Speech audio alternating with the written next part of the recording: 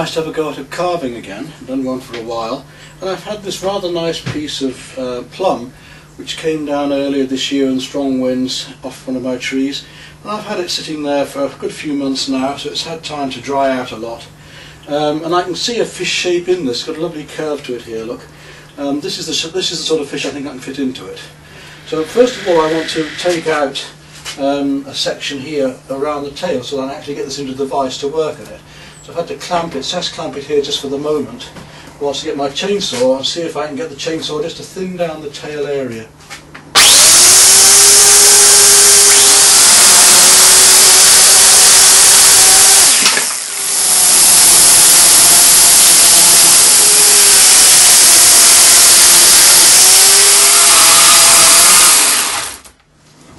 So you can see how I'm gradually mapping out the shape here, the tail shape just starting here. I'm going to come in and then round and out again and then round again to here.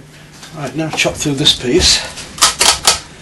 So I should be able to get that into the vise now to start to shape it much more easily. This tail now in the base, and I shall leave the tail unfinished until towards the end. I should be able to clamp it from the tail to work on this to shape it up most of the way now. Right, working on the top piece now, taking a section out round the head.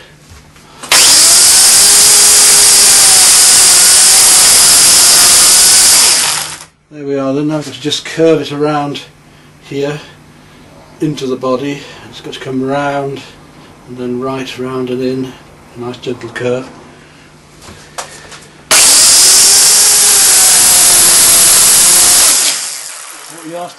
What we are starting to see now is a beautiful colour of this wood. Okay, that's the basic shaping of that side. Now, to turn it round, I've got to start shaping this side now. I want to take a nice curve out of here, and it comes in, and come round that way a bit more, and then in, and then out and in again. So a nice curve here. So I've got to take a big chunk out of this piece here. So I'm going to start that by actually taking some out of this piece here.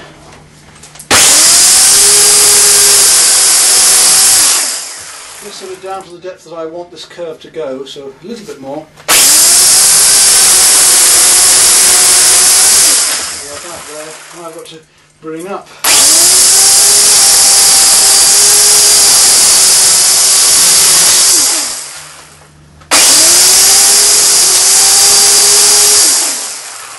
See the curve starting to come there now. I've got the shape coming up, curving in. Need to go around and back in for the head now here.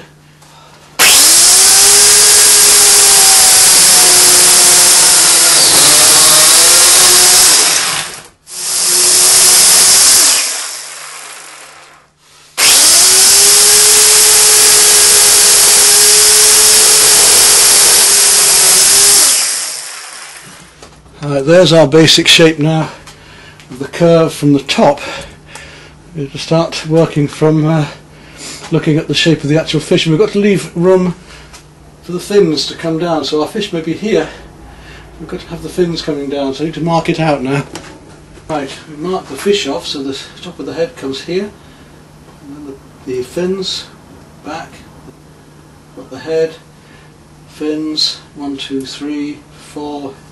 And the little one and here, and then the tail. So I've got to shape this up but also leave space for these fins to come in. It's only just going to fit into this log, so I've got to go carefully.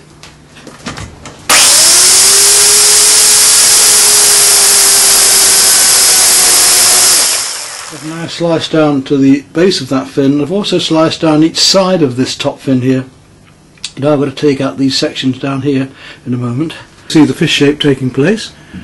We've got the main silhouette now, top of the head, the back fin, front, pelvic, adipose coming here.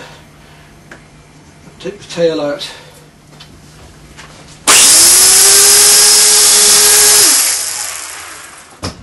Right, now I'm able to get into the vise. You can see we've got the basic front of the fish shaped up.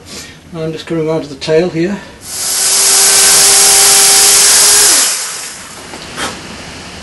There we are, there's our basic fish. Now I've got to start shaping and rounding it.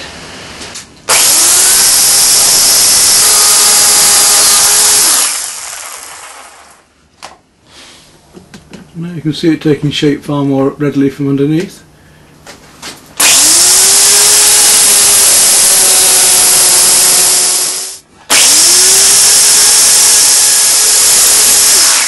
There's our basic fish shape done. Now I've just got to start modelling around it. I'll put a bit of G-clamp around it to start to shape off and round it up. This means that I can also begin to shape the fins a bit as well.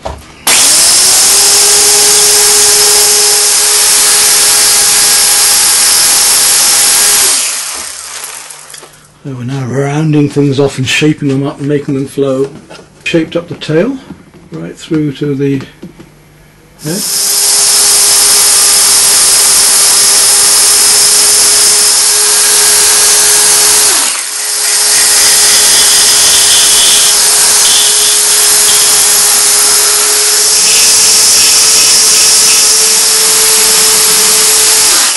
That might be the side we use because of the lovely red wood, but originally I planned it to be the other side, but actually it might be nicer from that side because it's just plain white wood here.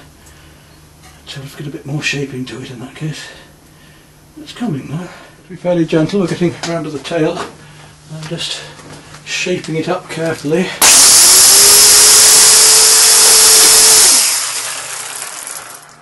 So tail shaped up on the basics, all the roughing up done. Now we've got to get down to the final shaping and carving. Alright, now I can put away the chainsaw and start to work with a rasp, in this case a surf horn. To get all these chainsaw marks out.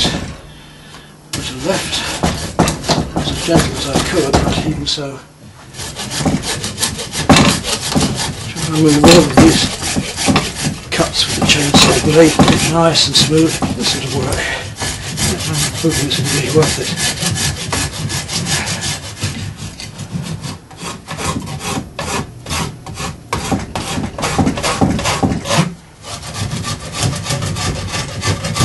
Over the fish, I'm trying to get as it swims up through these strong currents. Rounding off the head now.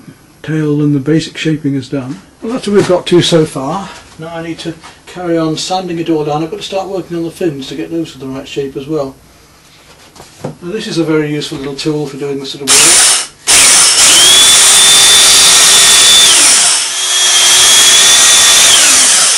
Another useful thing about this tool is that it can actually be used for shaping as well.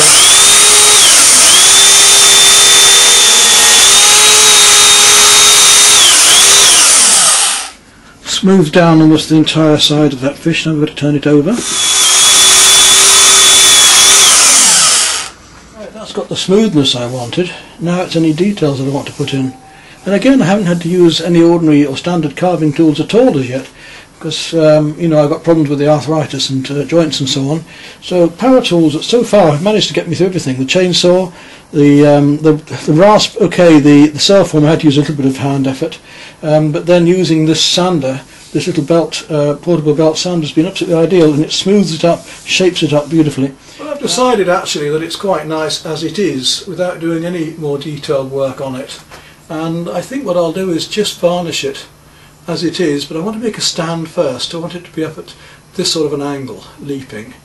So we'll do that, and then we'll look at putting a sealant on and how to get a nice finish to it. What I've decided to do is just use an ordinary piece of cheap pine, and I'll just plane this up, and then we'll router around it and see how that looks. Don't want too big a base, don't want it to fall over either, but equally I don't want it to outweigh or look clumsy with the actual fish. Alright, cut those off square. Right, now we just run the router around it.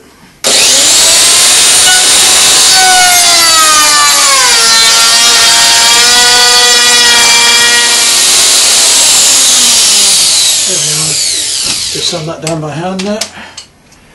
Now there's my little base, got some thin dowel rod, and I want to balance the fish somewhere about here. I think about that high up. I know that wants to be fairly vertical, if anything, just raising a bit. So that should do it. Got a drill bit the same size as the dowel rod.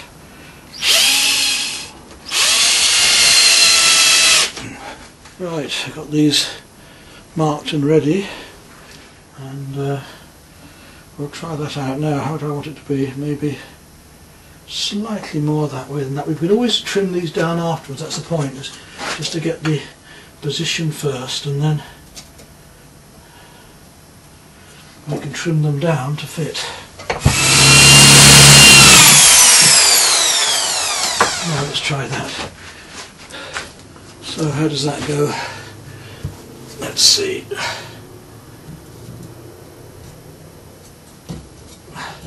I think actually I need to re-drill the fish a bit more that way, because it's leaning too much this way. I want it back that way more, but otherwise it's not far out that. In place on the fish, we'll just let that dry off, then we'll put it into the base. What I might do is think about putting some kind of a branch or something up in between and around, just to link it together better. Oh, they're now glued in place nicely enough. We'll sand it off a bit later. Get that glued into the base now. We'll just fit it first, make sure it fits right. Yes, that's fine. Nice twist to it. So, I'll put some of this special glue in and clean it all up afterwards. There we go. And there we are, it's glued up ready. Next is just a matter of polishing. But I may use some techniques I use on gunstocks. Now, do I want it just slightly forward like that, or do I want it slightly back like that? Okay, the glue's dried now, and we've got a bit around the edges, obviously, so we'll just clean that up. That's our piece ready to polish up and finish now. So the curve in it and the shape we've got, which I think is quite satisfactory. We don't need all that detail. How much wastewood there is, we've just cleaned up ready for varnishing. But if we look down at the floor, you can see the vast amount of wood we've actually removed from this log, mainly in shaving, so it does tend to spread anyway, but it gives you an idea of the amount of work we've done. Anyway, now let's look at doing a coat of varnish to seal it. Well, the technique I'm going to use is one that I use for doing gunstock conditioning oil, and some clear wax, a little bit of white spirit into that, melt it down, and we coat the wood in that first to seal it all off. Lovely stuff. It's absolutely clear. I'm not using a stained polish, an ordinary antique furniture polish, but a clear one, because I do want a clear finish. And when I use the gunstock oil, it will actually melt into it at first. So we do both sides of that. So it's got a good coat.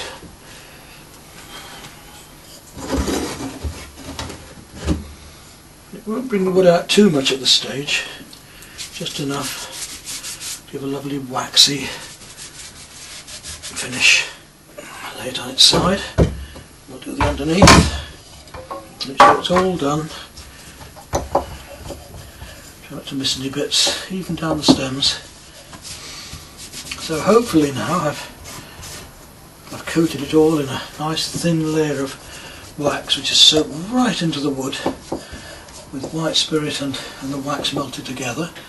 Now I want to come and do the base as well.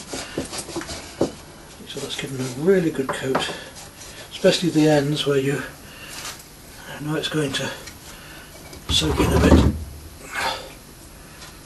If you see any light bits afterwards, go back with your wax and make sure that you cover them. Get it really well waxed. We can wipe this down later, but I want it to soak really well into the wood. That's what I'm after at the moment. I want a really good soaking of the wood in the wax, antique wax polish. And that should now be left just to soak in before we buff it off, and then we'll add the gunstock oil over the top to start to give us a real gloss, and then buff that, and we keep doing this until we get an absolutely wonderful finish, just like an old gunstock. That's had a couple of hours now to soak in, so now I'm going to come back and give it a good rub down and make it quite a shiny surface. It'll be more like a satin surface at the moment. do is lay it down so I can get out without doing any damage. Give that a good rub over with a soft polishing cloth. If we get rid of this waxy feel now, we're going to get a more shiny feel to it. Feel that now, it's lovely and shiny. And we could just leave it at that because it would be a very nice satin finish. I don't know whether you can see that now, but we're getting a very slight lustre to it, and it's brought the colour of the wood out, and that's just the polish. Right, that's the polishing done. Now I'm going to take some of this gunstock conditioning oil, which is a little bit like a varnish in a way because it tends to go solid after a while being put on, and especially when with polish it forms a lovely coat. I always apply that with my finger. I like to just rub it in and mix it with the polish, making sure I've got everything just with my fingertips. You can just blend that all in together with the polish. So you get a lovely shiny surface which will come up with a lustre later. Much nicer than I think an ordinary varnish. So we'll apply that all over. That's that side done. Now I need to turn it over to the other side. And you can see the rich lustre we get. So tomorrow we'll buff that up again. If I want to leave it really shiny, I could buff it and then put another coat on. But I would think just a gentle buffing will give us that nice satin lustre that I want with this wood. Then all I've got to do now is consider whether I want some really dark tangled thorn branches coming up and through the fish each side, which might be rather effective and textural. I'll have to go for a walk in the woods for that and see what we can do. These branches can be used just to give more texture. As you can see, we've now done the gunstock oil and the polish, and I did a second coat of polish this morning and just brought it up to a lovely lustre there, which I think is much richer and nicer than an ordinary varnish. You can see the effect we get there by polish, then gunstock oil, then polish. What I want to do now is experiment a little bit with putting some birch twigs around it to give it a bit more depth and texture. So we have a choice here. I've cut some birch sticks already, and if I put those on from behind, we can have without or with. So I put these through here, right up to here. Gives quite a nice feeling of texture of the darker wood against the fish. You can have one or two, which I think is quite nice, like this.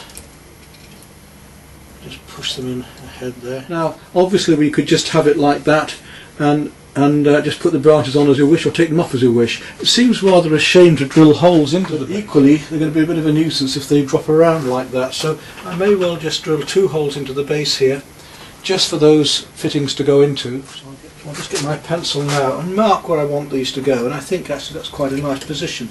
There. And that one going just forward, and this one coming just back behind here. So we've got the 2, and what angle are they going? Well, that one wants to be virtually straight in, and this one at a slight angle. Just remember that when I do them, so I'll take those off, prepare the same size drills as these bits of wood ready. Go carefully on this now, because we're drilling with the fish in situ. So I'll push the fish just to one side carefully, and just drilling at that angle.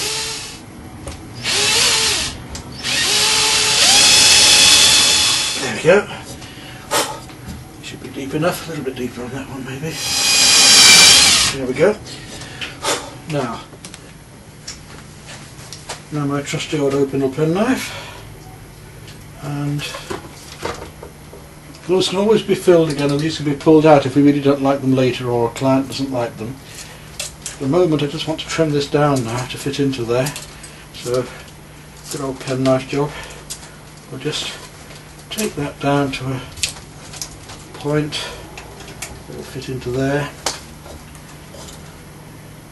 So actually it's quite nice that side even. So we've got all of these permutations that we can do. That one almost fits as it is. So we could have it like that. There are all sorts of ways it could be done now. You can just take those out and put them in as we like now, you see. So I'll take that one out again, and we'll take this one out again.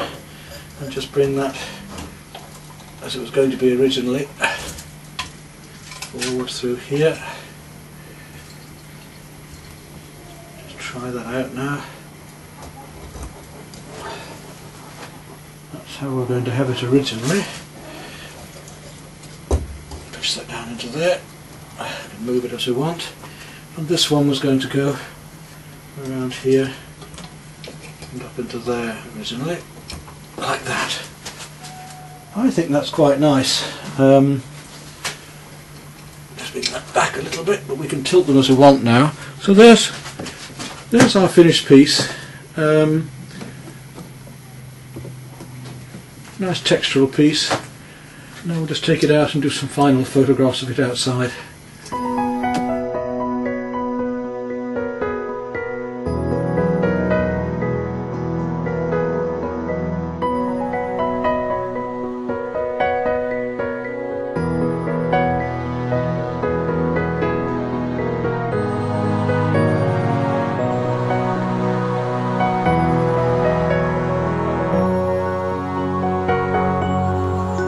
Curve of the fish as the tail goes forward.